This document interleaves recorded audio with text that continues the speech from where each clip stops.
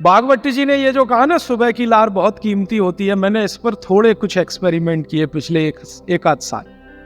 बहुत सारे कुछ पेशेंट ऐसे हैं जिनको डायबिटीज है, और डायबिटीज की कंडीशन में आप जानते हैं कि कोई घाव हो जाए, घाव तो जल्दी भरता नहीं। तो मेरे पास ऐसे कुछ 8-10 पेशेंट हैं जिनको ऐसी ही कंडीशन है। डायबिटीज होने के कारण शरीर में फुंसी हो गई, फोड़ा हो गया, घाव बढ़ गया, वो भरता नहीं।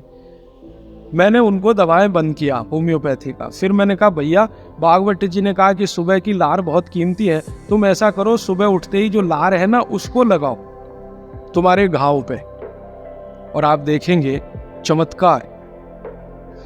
15 से 20 दिन में घाव भरना शुरू, 3 महीने में बिल्कुल बराबर। एक तो मेरे पास गैंग्रीन का पेशेंट है, गैंग्रीन हुआ, डॉक्टर कहता था पैर काटना ही पड़ेगा, इसका कुछ होता नहीं अभी और कोई। उसने बेचारे ने साल भर लार लगा लगा के ही अपना ठीक कर लिया। तब मेरे समझ में आया कि जानवर हमसे ज्यादा होशियार, चोट लगते ही वो चाटना शुरू कर दे। फिर मैंने एक और एक्सपेरिमेंट किया। मेरे पास कुछ छोटे बच्चे हैं जिनको चश्मे हैं आंखों। अब उनके माँ बाप बहुत परेशान है कि ये चश्मा कैसे उतरे, मोटे मोटे चश्मे हैं छोटे बच्चों। तो मैंने उनको भी सिखा दिया, देखो सवेरे सवेरे सोकर उठो और मुंह का थूक आंख में लगाओ काजल की तरह से। तो बच्चों ने चालू कर दिया। बच्चे बहुत भोले होते हैं, सीधे होते हैं, कोई भी बात अगर समझ में आए तो करते।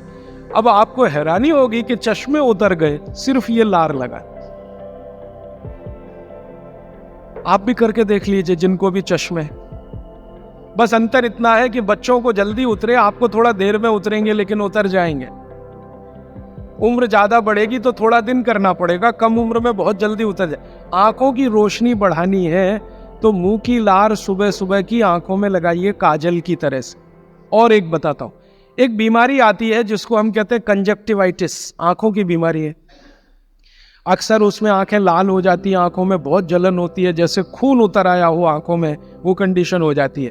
कोई भी आयुर्वेद की दवा आप खाएंगे 3 से 4 दिन में ही बीमारी ठीक होती है। लेकिन अब की बार अगर ये बीमारी आए तो आप ये करना, सुबह सुबह उठते ही मुंह की लार लगाना, 24 घंटे के बाद आपको पता ही नहीं चलेगा बीमारी कहां गई। 24 घंटे में ही ठीक होती कंजक्टिवाइटिस। अगर बच्चों में बचपन से आंखों के ऐसे कोई रोग हैं, जैसे मेरे पास एक छोटा बच्चा है 8 साल का है, उसका मैं ट्रीटमेंट कर रहा हूं, उसकी आंखें टेढ़ी हैं,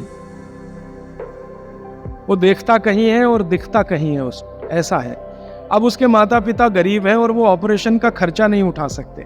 उस बच्चे पर मैं यही एक्सपेरिमेंट कर रहा हूँ। लगभग मुझे 4-4.5 महीना हो गया है, और उसका टेढ़ापन, जिसको हम लोग हिंदी में कहते हैं भेंगापन, उसका भेंगापन लगातार कम हो रहा है और आंखों की पुतलियां बिल्कुल बीच में सेट हो रही। तब मुझे थोड़ी जिज्ञासा हुई और मैंने एक बहुत बड़े वैज्ञानिक को पूछा दिल्ली में कि ये लार में क्या है, एक्चुअली इसका एक्टिव इंग्रेडिएंट क्या है।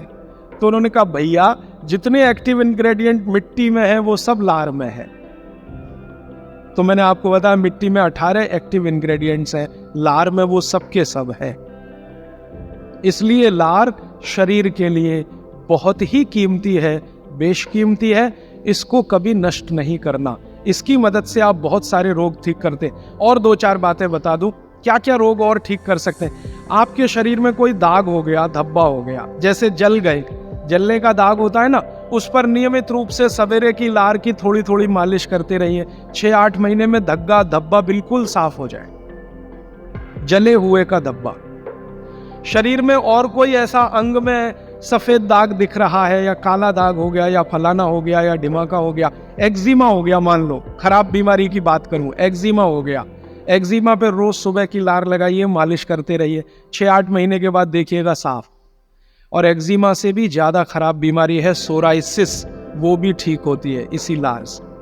बस इतना है कि साल भर करना पड़े। मुफ्त का इलाज है, फोकट का इलाज। भागवत जी ने जितने भी इलाज बताए हैं सब फोकट के और मुफ्त के, बाहर जाने की जरूरत ही नहीं है। तो आप स्किन डिसीज में इसका एक्सपेरिमेंट करिए, आंखों की बीमारियों में इसका एक्सपेरिमेंट करिए, घाव हो जाएं कहीं शरीर में उस पर एक्सपेरिमेंट करिए, फोड़े फिंसियों पर इसका एक्सपेरिमेंट करिए। मैंने ये चारों एक्सपेरिमेंट किए हैं, बहुत अच्छे रिजल्ट हैं। आप भी करिए, रिजल्ट आपको भी मिलेंगे। बस इतना ही है कि आप दूसरों को भी बताते जाइए। तो आपने अपना दुख तो कम कर लिया, आप दूसरों का भी कम कराइए ना, तभी मोक्ष जाएंगे।